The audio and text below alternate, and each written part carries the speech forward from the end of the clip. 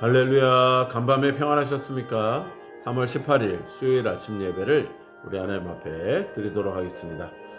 오늘 본문 말씀은 신약성경 고린도전서 14장 12절 말씀입니다. 고린도전서 14장 12절 말씀을 제가 봉독하도록 하겠습니다.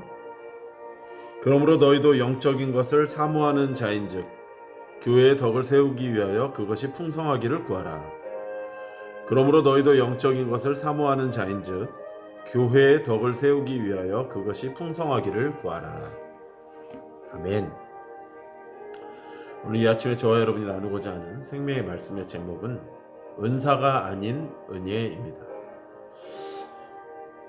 우리는 신앙생활을 할 때 중요한 것이 은사도 좋지만 은혜가 더 중요한 것입니다. 결국 일을 하고 우리가 무엇을 다 하는 것도 하나님께 순종해야 하는 것이 선행되어야 된다는 것입니다. 은사는 하나님께서 주신 선물입니다. 영어로 기프트라고 하죠. 은사, 선물. 성령님의 보다 일반적인 역사로부터 올 수도 있는 것이라는 걸 깨달아야 됩니다. 그러므로 실족한 사람들한테도 믿음으로 파선한 사람들한테도 주어질 수 있고 우리보다 다른 사람에게 더 많이 주어질 수도 있는 것이 바로 은사인 것입니다.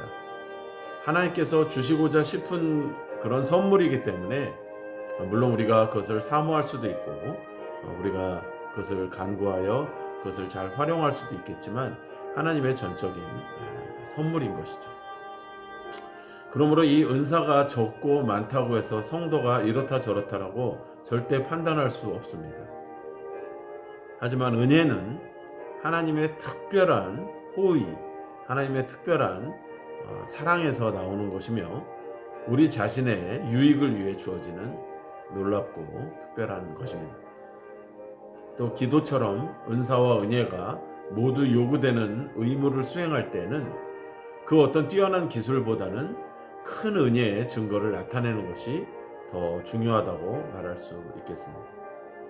기도하는데 은사가 뭘 필요하겠어요?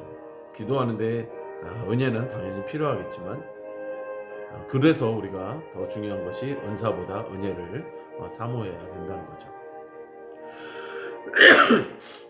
모세는 말을 잘하는 사람이 아니었습니다. 그래서 결국은 그 형 아론을 붙여주셨지 않습니까?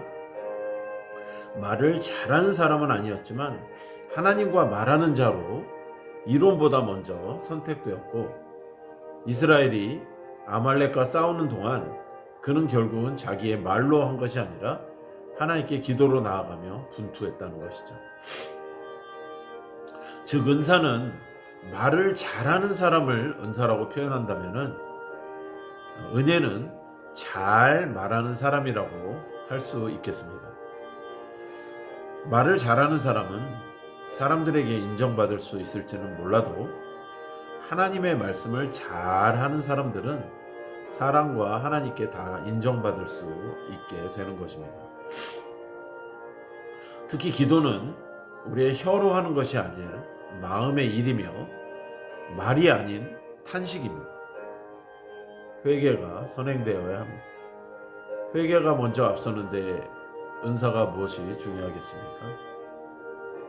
가장 나쁜 상황에서도 성령은 이 탄식과 한숨을 일으키십니다. 섬기는 지체가 없는 몸의 일부분도 믿음으로 더 크게 자라날 수가 있습니다. 하나님은 우리를 완벽하게 부르지 않으셨습니다. 우리를 완벽한 사람으로 만들지 않으셨을 수 있어요.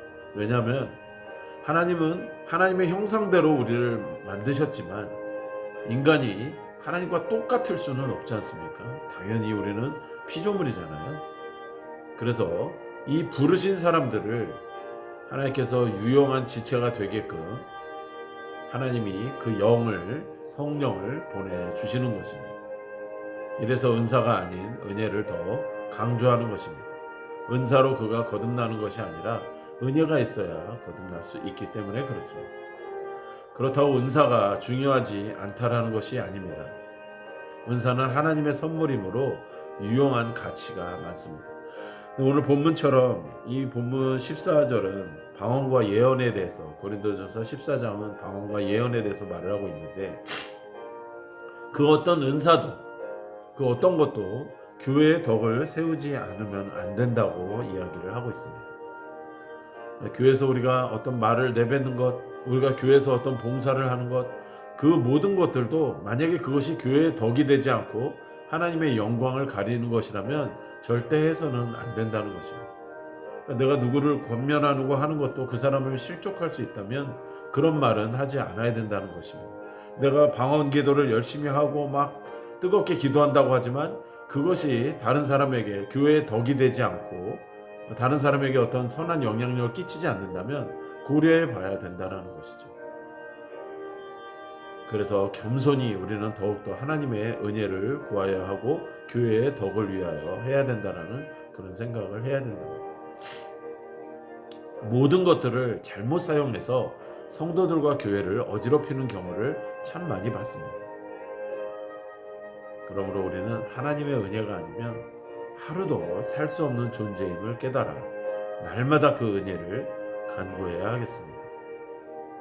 오늘도 하나님의 은혜 안에 마음껏 뛰놀며 주님만을 찬양하는 우리 성도들 되시기를 주님의 이름으로 축복합니다. 은사보다 은혜이니 기도하겠습니다. 하나님 참 감사합니다. 우리들에게 오늘도 은혜를 베푸셔서 숨쉬게 하시고 살게 하시고 이 세상을 누리게 하시니 참으로 감사를 드립니다. 이 모든 것이 하나님의 은혜임을 깨닫는 자들 되도록 도와주시옵소서. 그 은혜가 충만한 자들에게 하나님의 은사를 주십시오.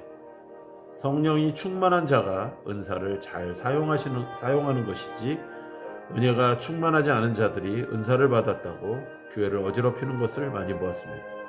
주님, 우리에게 은혜를 내려 주시옵소서. 예수님의 이름으로 기도드리옵나이다. 아멘. 교회의 덕을 세우는 것이 하나님의 영광을 세우는 것입니다.